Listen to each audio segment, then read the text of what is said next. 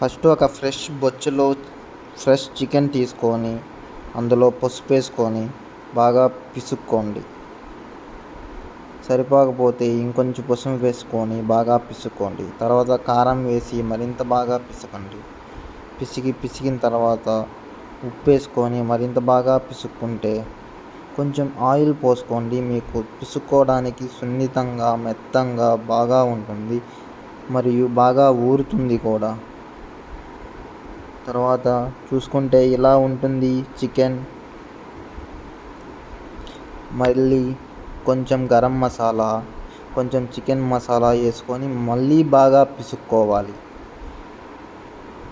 తర్వాత కొంచెం ఆయిల్ పోసుకొని ఇంకొంచెం పిసుక్కుంటే ఇంకా బాగా వస్తుంది.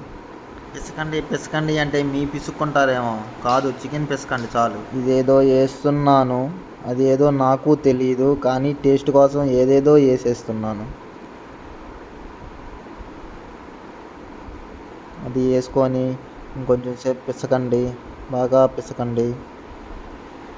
మీ చికెన్ అనేది బాగా ఊరుతుంది. తర్వాత కొంచెం చేయి కడిగేసుకోండి. చేతికుండే అంతా దాంట్లోకి వెళ్ళిపోయి మంచి టేస్ట్ వస్తుంది. తర్వాత ఆనియన్స్ కచ్చాపిచ్చాగా కోసుకోండి, కానీ నీట్గా కోసుకోండి, చేయి ముట్టుకు కోసుకోకండి. తర్వాత టమోటా కూడా కోసుకోండి.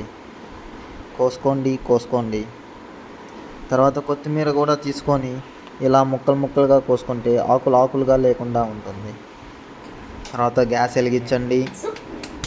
వెలిగించారా? మొదటిగా కడాయిలో ఆయిల్ పోసుకోవాలి.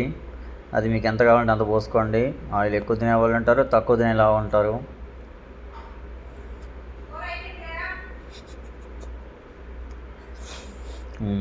తర్వాత మనం పోపు పెట్టుకోవాలి. మొదటగా ఆవాలు తీసుకోరా. ఆవాలు కొంచెం వేసుకోండి. తర్వాత జీలకర్ర కొంచెం వేసుకోండి.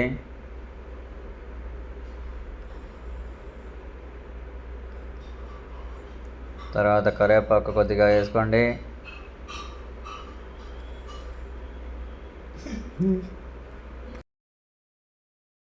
ఆనియన్స్ కూడా వేసేయండి కొద్దిసేపు తర్వాత. అలా వేసుకోవాలండి. అన్నీ బాగా మరగబెట్టి దంగించుకోండి.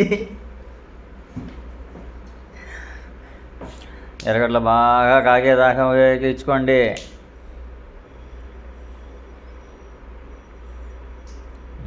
వీటిలో ఏదైనా పనికొచ్చేటివి ఉంటే వేసుకోండి.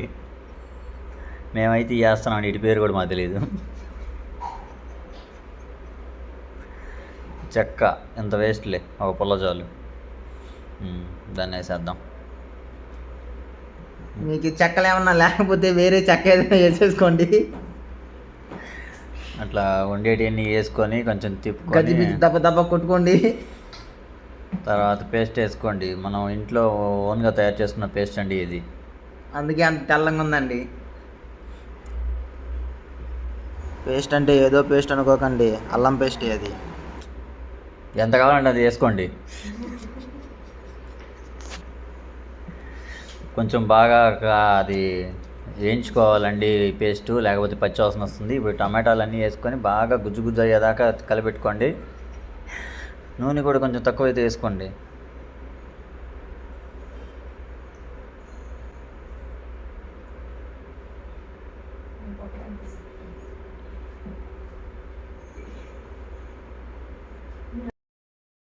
పైకి కింద కొట్టుకుంటే బాగా మెత్తంగా అవుతుందండి.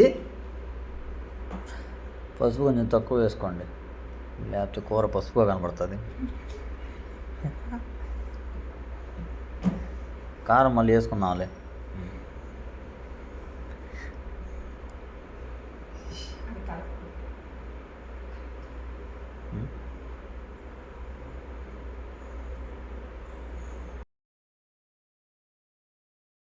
చికెన్ తెంగండి, ముక్కలు మొత్తం తెంగండి.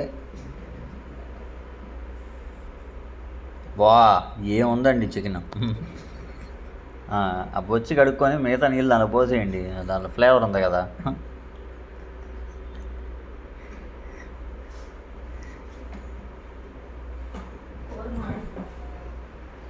మాడిపోకుండా కొంచెం తక్కువ మంట పెట్టుకోండి.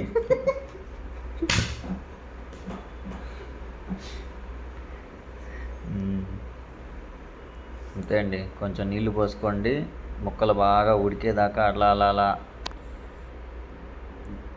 తిప్పుతూ ఉండండి. అంతేనండి, ఆల్మోస్ట్ దగ్గరికి వచ్చేసింది. మూత పెట్టండి. తగ్గించు.